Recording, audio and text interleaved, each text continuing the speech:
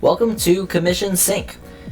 If you are watching this video, you are probably looking at your profile page already, but if you're not, just make sure you go to app.commissionsync.com, and to get to this page, you'll just click on your little image in the top right corner of the screen after you've logged in. Once you're here, this is where you can make some edits to your profile page. So you should see all of your information right here, but go ahead and look at these buttons on the right. You can log out of your account at any time right here. You can change your password by clicking there. You can change your email right there, or you can edit any of these other fields by just clicking that button here, and it makes everything editable. For instance, I can change this to ABC Company. If I would like, you can always add these states of participation and these other fields. These are really just for fun. They don't mean anything in particular on our end, but it could help you stay organized. And go ahead and hit save, and all that information will update. You can also update your profile picture right here. Click change and then click on that box to bring up all of your images from your computer. We'll go ahead and put this nice photo right there and hit save, and then that'll update, and you'll notice that your profile picture will update in the upper right corner as well. But once you're here, what you probably want to do is start adding listings so that buyer's agents can find those listings later. So to do that, go ahead to the top right of the screen and click add a listing. From here, you can go ahead and fill out a form.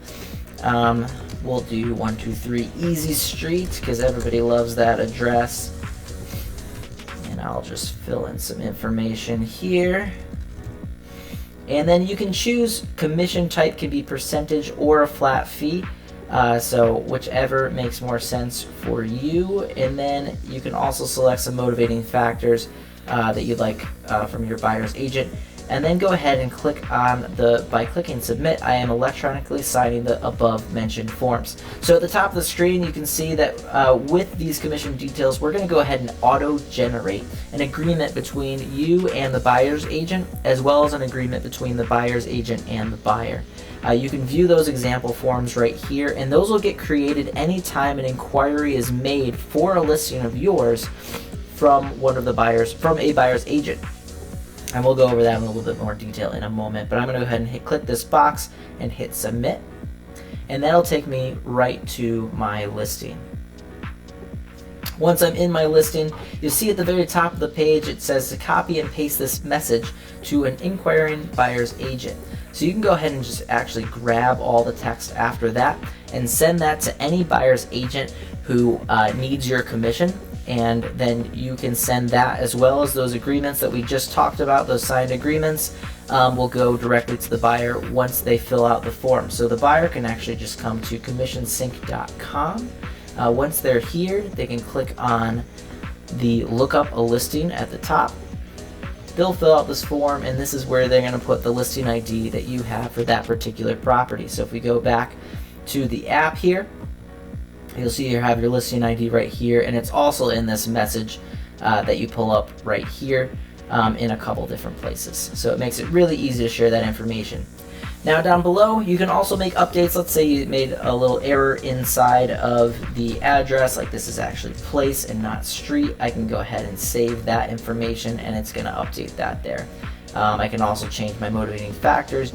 You can even update your listing's image. So if I click right here, I can change this to maybe the actual picture of your house. This is not totally necessary, but it might just make it a little bit easier for you to differentiate one listing from another when you're looking at all of them, which we're going to do here in a moment. I'll go ahead and hit save, and that'll fill in really nicely right there. And at the time that this listing is closed, you can also change the status from active to closed, and when you do so, it's going to gray everything out and make it really obvious that that's closed. But for now, we're going to go ahead and leave it open, or leave it active. And we're going to go look at all of your listings. So you can get to all of your listings by going back to My Listings, or you always have the My Listings button right at the very top. So either way, it's going to take you to the same page, and this will be a list of all your listings. So the most recent one is always at the top. You'll notice also any that I've closed, it makes it really clear that those are closed. If you haven't updated the photo, you can see how those look, as well as the others here below. You can also search for a listing by typing in the property address, or even just part of it. You notice it starts trying to figure it out for you.